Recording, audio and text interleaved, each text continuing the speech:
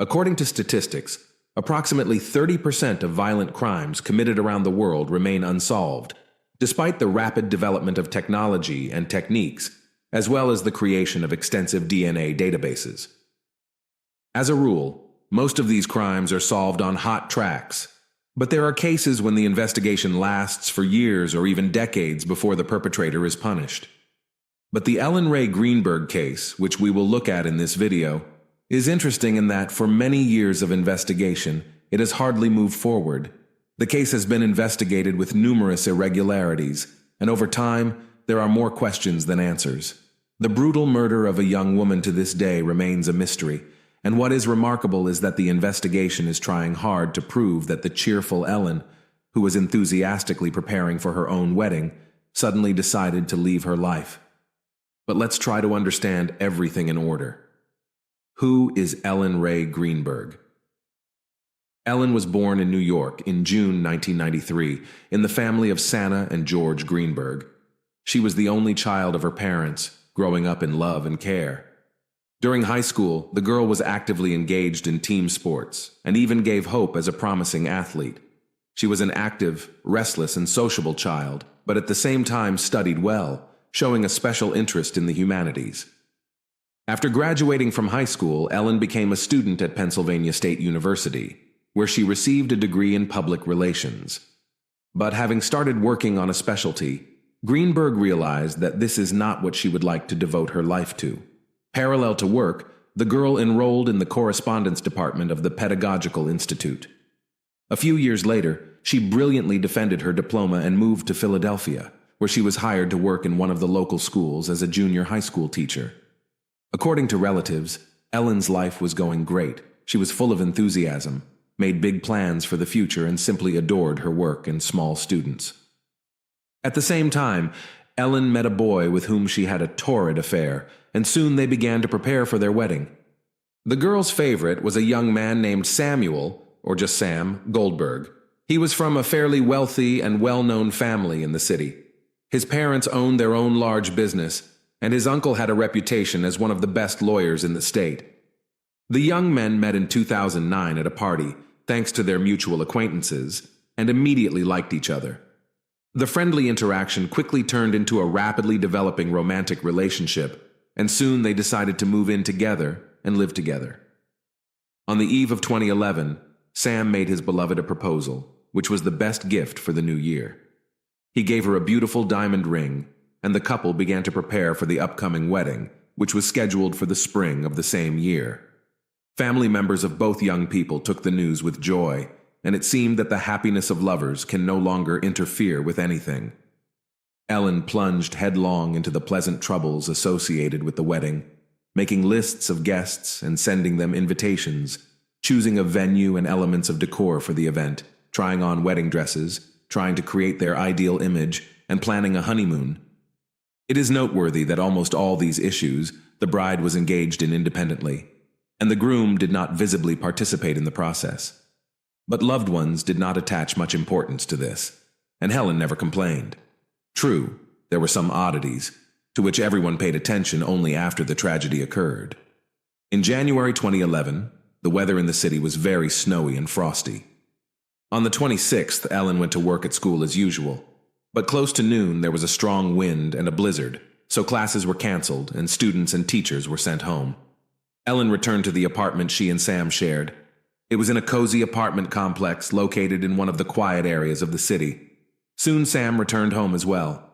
According to some reports, the couple that day quarreled, which was mentioned in passing, and Sam himself, but later he began to deny it. Close to 5 p.m., Sam decided to go to the gym located in the same apartment complex. He was gone for less than 1 hour, but when he returned, he could not get into the apartment because the door was locked from the inside. Sam first knocked loudly and insistently, then began calling his fiancée by name, which attracted the attention of neighbors, and then began calling her on the phone and sending messages. No one responded to his yelling, knocking, and calling, but it was heard that the phone was inside the apartment. Sam then went to the first floor of the building to the security guard to ask for help. Samuel explained the situation to him and asked if it was possible to open the front door, to which the guard replied that this was beyond his authority and that he could not leave his post by instruction. Then Sam went back up to his floor and decided to act on his own. He slammed his shoulder into the door, and the first time he did it, he managed to break the latch. It was quiet inside. Ellen's call was never answered, and when he entered the kitchen, he saw a gruesome sight. His fiancée was sitting on the floor, leaning back against the cabinet door, her body slashed with a knife and her clothes stained with blood. Sam immediately started calling emergency services, describing the situation, and when asked to check if the girl had a pulse, he acted strangely, asking several times if he really needed to do that.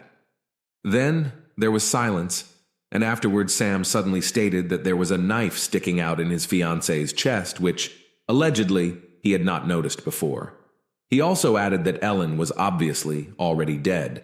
The police officers who arrived on the call were quite surprised, and noted that they had never seen such a thing in their many years of practice. The door was indeed locked from the inside with a latch, which Sam had subsequently knocked off with his shoulder. There were no signs of forced entry or the presence of intruders in the room. Nothing had been stolen from the apartment. All valuables and money were still there. Nothing had been searched or touched.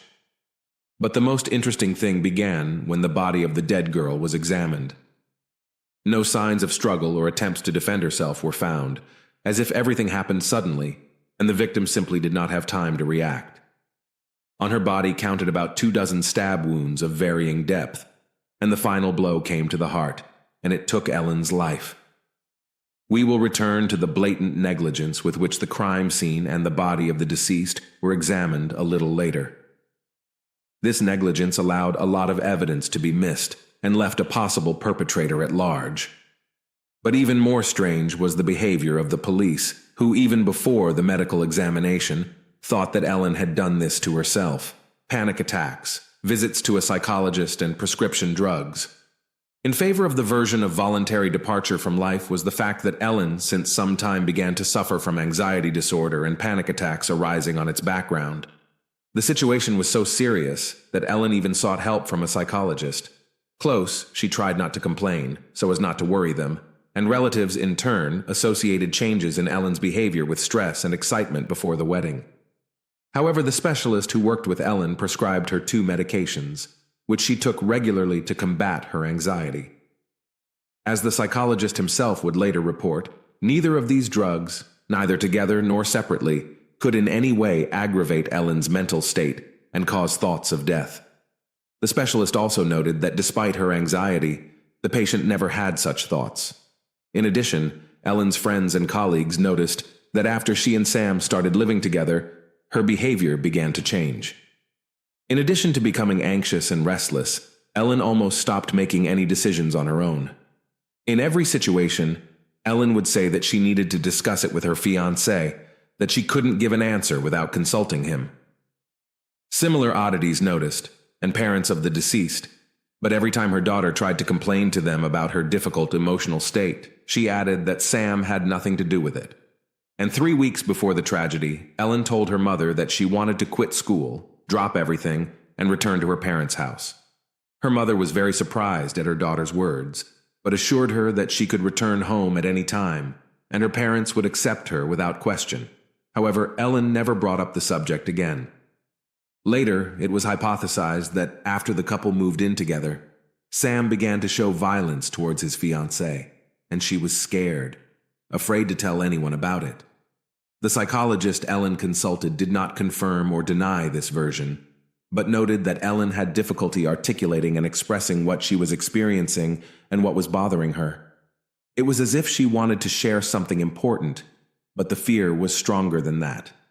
Oddities and inconsistencies in the case. This unusual case from the very beginning raised a lot of questions, but most interestingly, no one even tried to find answers to them. The carelessness with which the examination of the crime scene and the body was conducted, as well as the expertise, is simply astounding. Many circumstances, facts, and evidence were simply ignored and irretrievably lost, and without them it was impossible to restore the full picture of the incident. To begin with, on the hands of the victim, was not found typical for self-defense injuries, which means that the girl was not trying to defend herself. but at the same time, on her body revealed numerous hematomas, which, judging by the degree of healing, she received several weeks ago. The fiancé explained that these are most likely the consequences from playing team sports. However, Ellen's parents assured that their daughter had not visited gyms and playgrounds for a very long time because of the workload at work, as well as active preparations for the wedding. No suicide message was found. Ellen looked like a victim of a brutal massacre, but despite this, almost immediately a version of voluntary departure from life was voiced. Moreover, there were food, spices, and a cutting board on the table in the kitchen.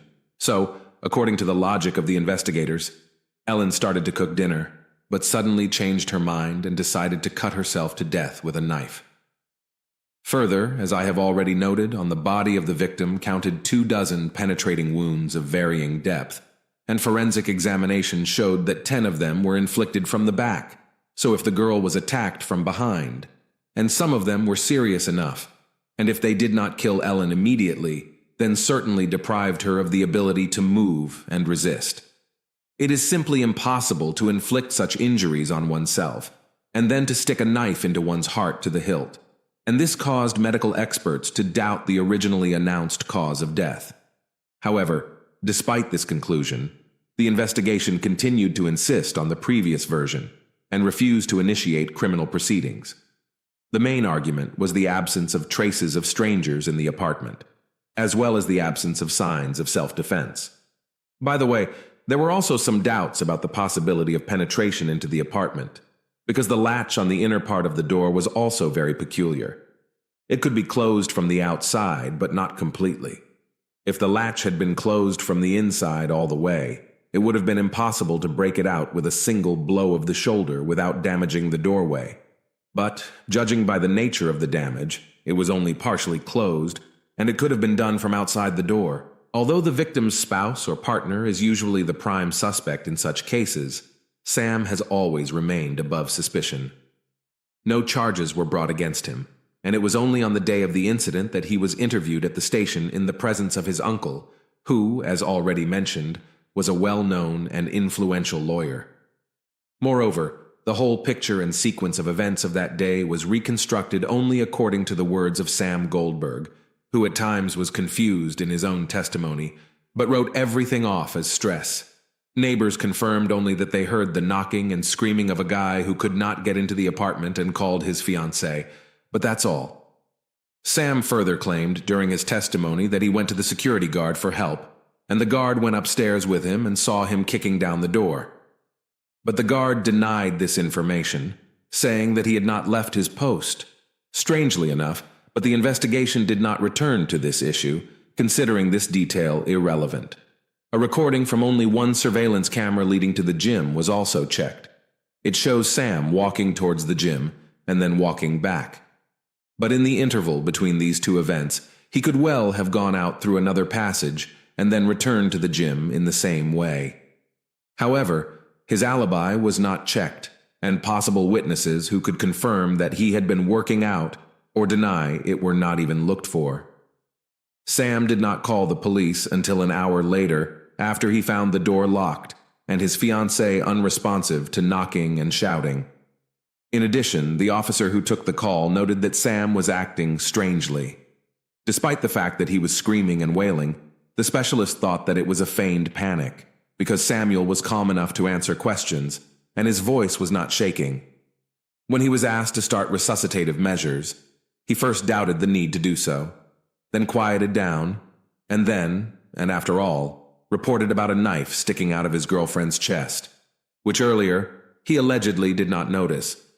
It is noteworthy that before calling the police, the guy called his parents and his lawyer uncle, who arrived at the apartment before the police. To the station to testify, as already mentioned, Sam also went together with his uncle. In addition, the next day Sam went back to the sealed apartment with the same uncle to get some personal belongings and took out all of Ellen's gadgets. They took 2 laptops, a phone, and a tablet of the deceased. When the investigation suddenly decided to check these devices a few days later, it turned out that the search queries included topics related to voluntary demise. The police officers who arrived at the scene made only a cursory examination of the scene, and concluded that Ellen had taken her own life. Subsequently, despite the emergence of new details, they refused to change their verdict.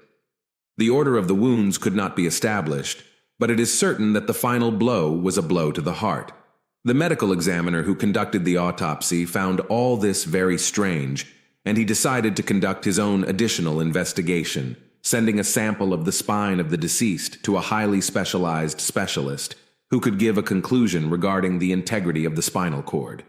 If the spinal cord was damaged, then Ellen would be paralyzed and unable to stab herself in the heart. But soon the expert miraculously changed his mind and abandoned his investigation, stating that according to his report, the spinal cord had not been damaged. However, the conclusion itself was never attached to the case materials. It also didn't bother anyone that with such numerous and extensive wounds on Ellen's body, there was very little blood around, which could indicate that someone had wiped it off, but no one even bothered to look for possible washed-away marks. The luminol used in such cases was simply ignored. The trash cans in the apartment were also not examined, and if there was any evidence in them, they were lost forever. The unhappy parents were informed of the death of their only daughter by the Goldberg family, for they were the first on the scene. Ellen's family lived in another town, a couple 100 miles away from their daughter, but they arrived as quickly as they could. Santa and George couldn't believe what was happening, and flatly denied that Ellen could have taken her own life. But the grief-stricken parents were never given a clear answer to the question of what happened that night with their daughter, only a dry conclusion and refusal to initiate criminal proceedings. Then the Greenbergs decided to conduct their own investigation with the involvement of independent specialists. Soon they were contacted by a private detective who offered his help completely free of charge because he himself wanted to understand this confusing case. The detective studied the materials and came to the conclusion that Ellen's body was moved after her death. This was evidenced by a dried blood trickle from her nose toward her ear. But Ellen was found in a sitting position, so the blood couldn't have traveled that way. He also found smeared stains on the floor, very similar to drag marks. In addition, after a second one, the guard remembered that Sam, who had asked for help, was wearing a tracksuit and said he had come back from the gym, but he was wearing boots. He did not have a bag with a change of shoes with him. But despite the new evidence and witness testimony, the parents of the deceased were again denied a criminal case or further investigation. The Greenbergs were even denied case files, including a recording of Sam's phone call to the police, as well as surveillance footage showing the time he walked toward the gym and then returned from there. 4 years later, a new young officer has joined the county's homicide unit, taking a position as an assistant prosecutor. He had heard about the unsolved, strange case while he was still studying at the university, and now he decided to get materials from the archives and get to the truth. His attention was drawn to the injury to the back of the head, which could be the first to indicate that Ellen had been attacked from behind when she hadn't expected it. Also of interest to him was the note that there was no spinal cord injury, but there was no official document to prove it. All of the ADA's attempts to find any report regarding the spinal injuries were unsuccessful. It was allegedly lost somewhere in the archives. Then he made an official request to the Center of Forensic Medical Examination to get a duplicate of the document. And then it turned out that no one had ever given such a conclusion, and the body was not examined for spinal cord injuries. At the same time, a fragment of the spine had somehow miraculously been preserved and could be re-examined. An independent specialist was brought in and determined that the spinal cord had been damaged in several places at once, so that Ellen could not have inflicted further injuries on herself. The resulting materials were passed to the police, but there, after reviewing them, again refused to initiate criminal proceedings. In 2018, the coroner gave an official conclusion, which stated that all 20 wounds the deceased had inflicted on herself, and there can be no doubt about it. New investigation. Once again, at a stalemate of justice, the grief-stricken parents hired a new attorney with whom they recollected all the documents, previously unrecorded evidence, facts, and witness statements. In 2019, they filed a new lawsuit against the coroner and experts who had improperly done their jobs and effectively collapsed the case. The following spring, the lawsuit was heard and settled, but trials never began due to the pandemic raging around the world. It was expected that the case would be reclassified, but due to the negligence of the police and medical examiners, as well as the resulting confusion, crucial evidence was lost and irretrievably lost. The parents of the dead girl even created a page in the social network dedicated to the progress of the investigation, where they share official materials, new details, and versions. Family, friends, and colleagues of Ellen insist that she could not take her own life, and even do it in such a heinous way. Ellen, in principle, did not tolerate the sight of blood. It made her sick, and she also had a low pain threshold, because of which she has never done tattoos or piercings. In the summer of 2022, the case was dismissed again, but the Greenbergs got it transferred to the district attorney's office, where a new prosecutor took over. The investigation began again, 11 years after those terrible events. But to this day, the investigation has never been finalized. How did Sam's fate turn out? For the first year after the tragedy, Samuel tried to keep in touch with his estranged father-in-law and mother-in-law. However, he did not take any part in the investigations initiated by them. He flatly refused to communicate with the police, and it seemed that he was not interested in the case. He himself adhered to the official version that his fiancée himself inflicted fatal injuries. Goldberg soon found solace with another girl, and just a year later married her. Together with his wife, he moved to another state and stopped contact with the Greenberg family. Now he and his wife are raising 2 children together, and about the dead ex-fiancée, Sam tries not to remember. What do you guys think? Is Sam responsible for Ellen's death?